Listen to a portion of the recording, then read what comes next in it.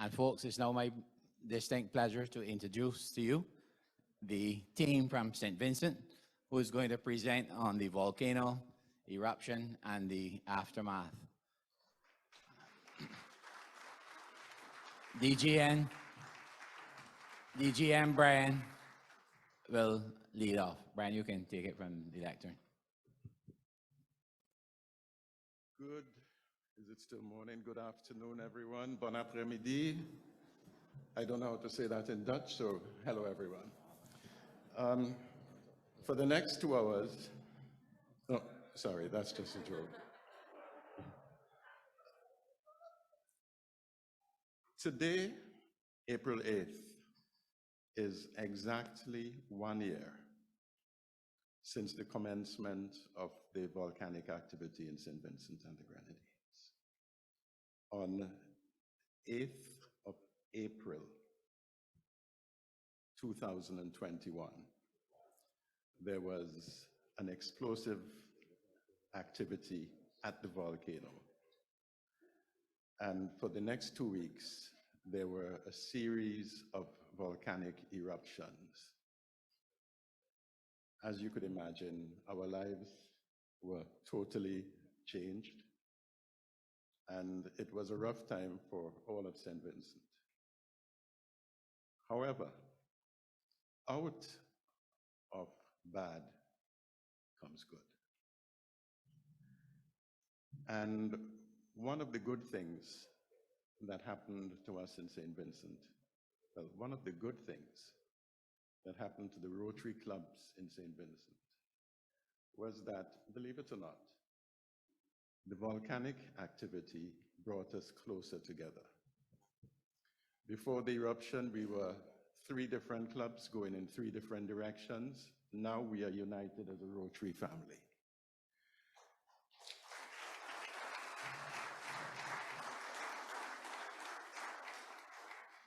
So it's my pleasure to introduce our team who will be doing the actual presentation, explaining what we've done and some of the projects, etc. And I will do the introductions and they will take over. So first we have A.G. Shafia. Shafia actually lives in Barbados. She is the CEO of Banks Holdings. And next we have President Janelle Allen. Janelle is the president of the Rotary Club of St. Vincent. Then we have the president-elect of the Rotaract Club of Kingstown, Shari Bramble.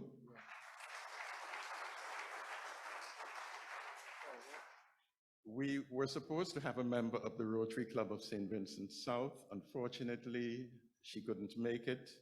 So fortunately for us, at the very last minute, Mikasha Ramsaran, who is a member of the Rotary Club of St. Vincent, offered to be part of this presentation. So Mikasha.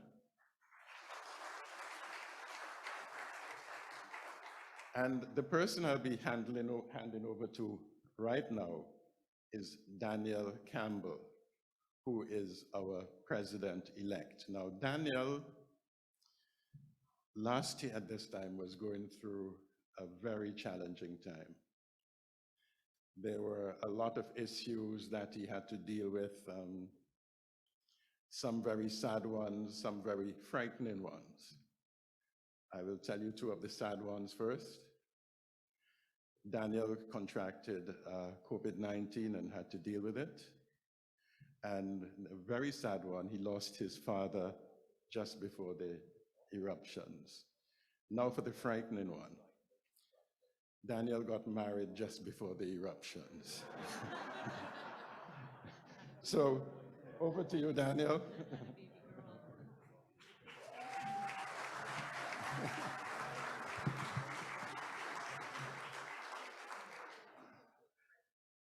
Good morning, fellow Rotarians.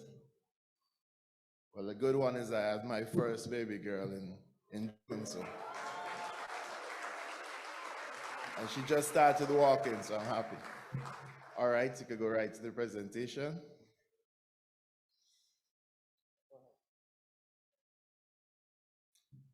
The La Soufrière volcano became active this time last year, and we got the signal from the Prime Minister at 4 p.m.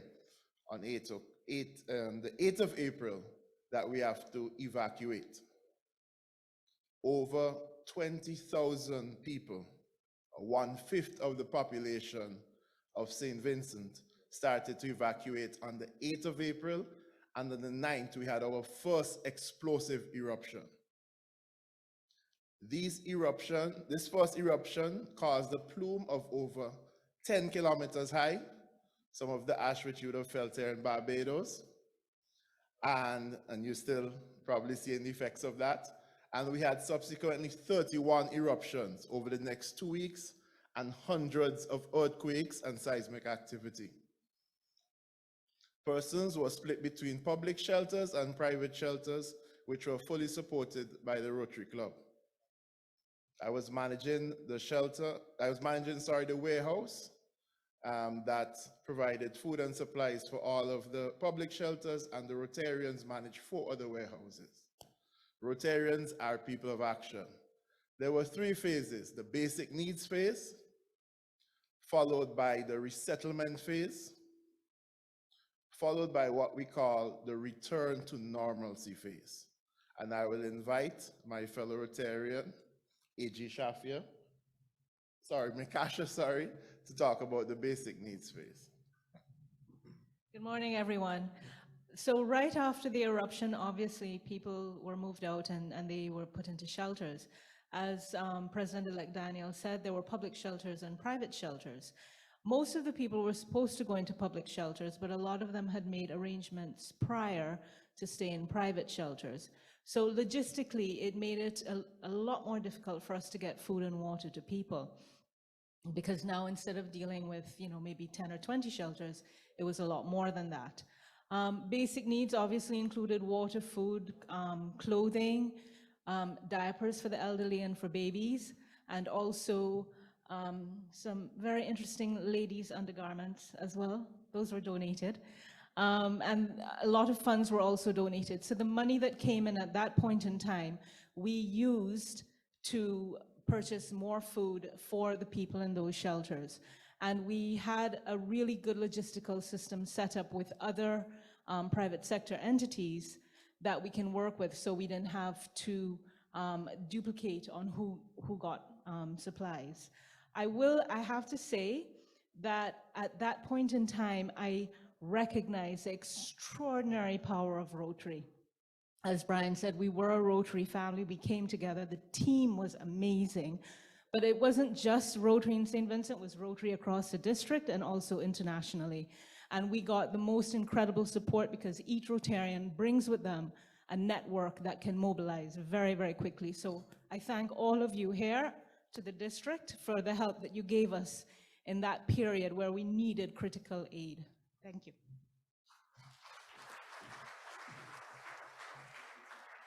Thank you, Mikasha. Good afternoon, fellow Rotarians. If I could just ask the technician to go just slightly back. Yes, thank you. So as Mikasha mentioned, we started with the basic needs, but we recognize that the lives of persons in St. Vincent and the Grenadines were changed forever. The Rotary family, we gratefully received over US $300,000 in cash donations directly or through the district. We wanted to ensure that the funds were responsibly used for the purpose intended, to improve the lives of those most impacted. To this end, we conducted an environmental scan using insights from our Rotarians, as well as studies that were conducted on the volcanic impact. We developed various projects and shortlisted 10 of them in order to utilize the funds for what it was intended. You'll hear about 4 of those projects today, but 2 are in progress and 4 we would be initiating. The 2 that are in progress is our preschool activity, where we want to actually help to rebuild a preschool in one of the communities that were impacted.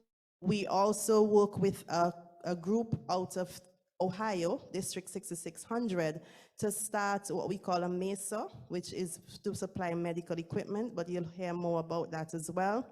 And the 4 that we are going to be implementing would be those related to the livelihood of persons. So, for example, poultry, farming, and also early childhood education. And fourth, a lot of the roads were damaged and persons actually have difficulty traversing from their communities to places such as the city. And we are hoping to actually build a bridge for one of those communities that was most impacted. I'll now hand over to Shari to discuss one of those projects that we have already executed.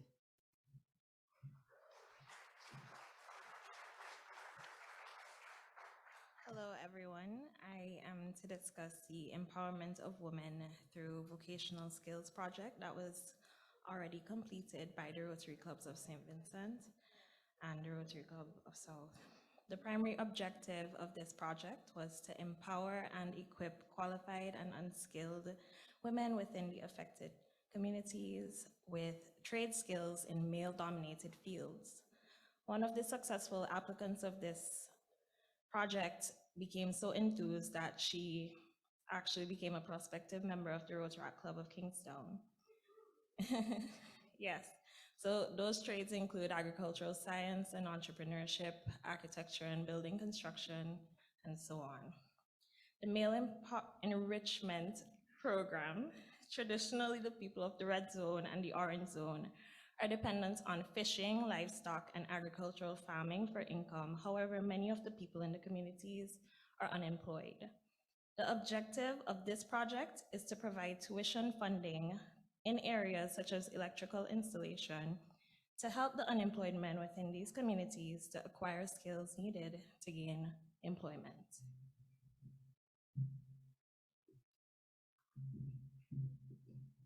As mentioned earlier, one of our projects is a medical equipment project.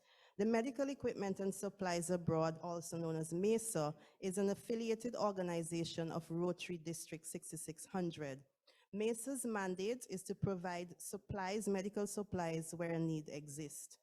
In order to fulfill this mandate, MESA sources slightly used but functional medical equipment and supplies them. We have been able to use those in hospitals, clinics, and communities in need of medical supplies that were impacted by the volcano. All right, hello everyone. So I'm just going to give you a brief on this project, the Rural Farmers Water Tank Distribution. So we have about 22 farming families who are recipients of water tanks, complements the Rotary family throughout the district, and specifically donations received from Cabot St. Lucia. I hope I pronounced that correctly. So we partnered with our local provider, OSV, to source and to provide these families with the tanks that really just to assist them in getting themselves back up and running in terms of economic activity.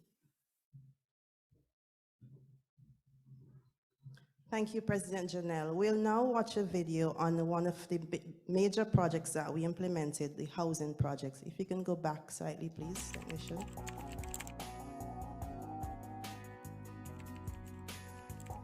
Thousands of people have been evacuated from the eastern Caribbean island of St. Vincent after a volcano on Friday sent a cloud of ash and smoke high into the air.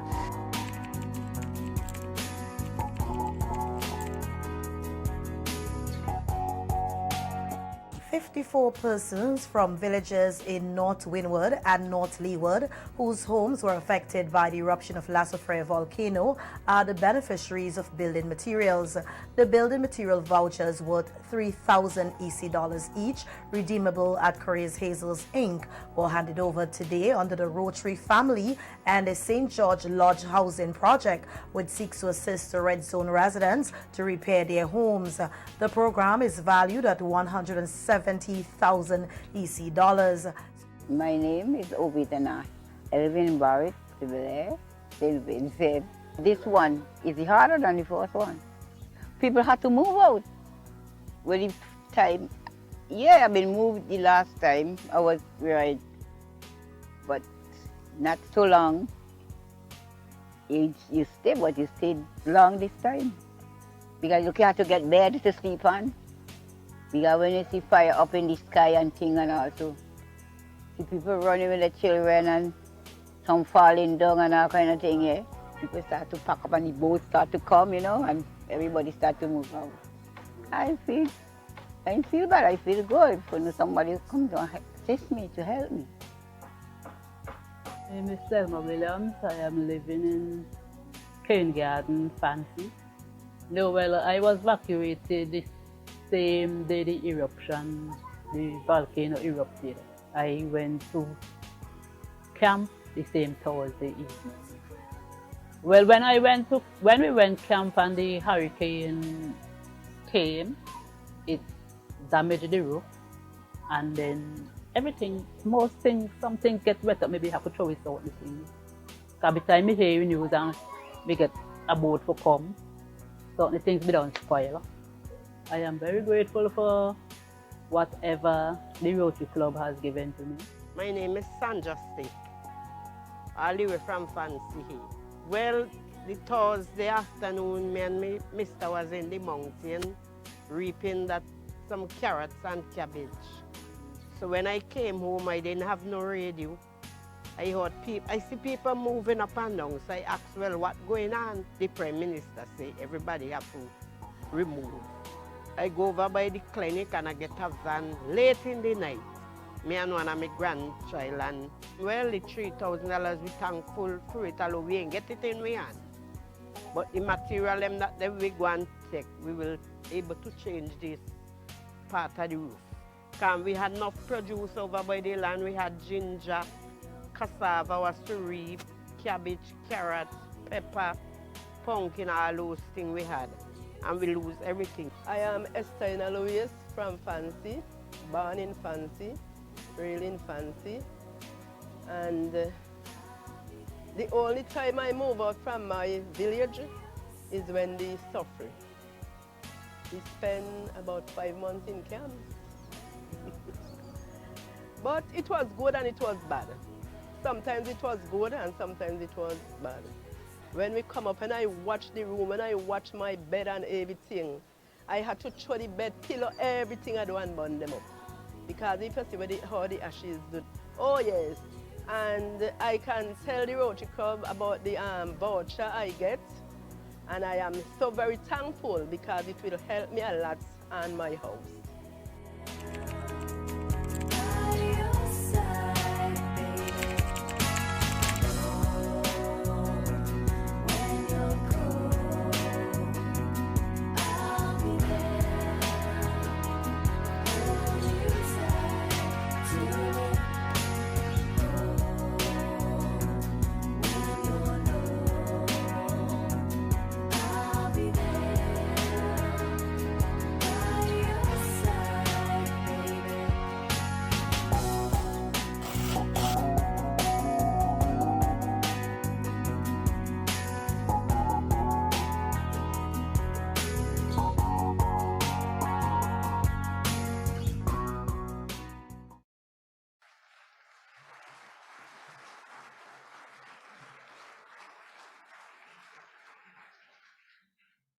So thank you. And just to wrap up, on behalf of the entire Rotary family of St. Vincent and the Grenadines, we would like to thank every single one of you, every single club in the district, and we would like to extend our thanks across the district 7020, where we got substantial support, monetary and otherwise.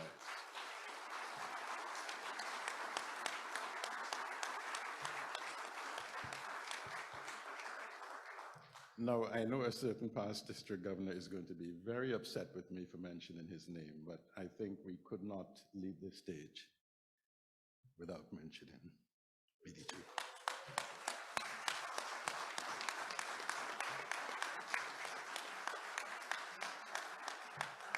So thank you, PDG. Thank you, PDG Lyle, who was district governor at the time. Thank you, District Governor Sonia, who took over. And again, thanks to every single one of you for making all of this possible.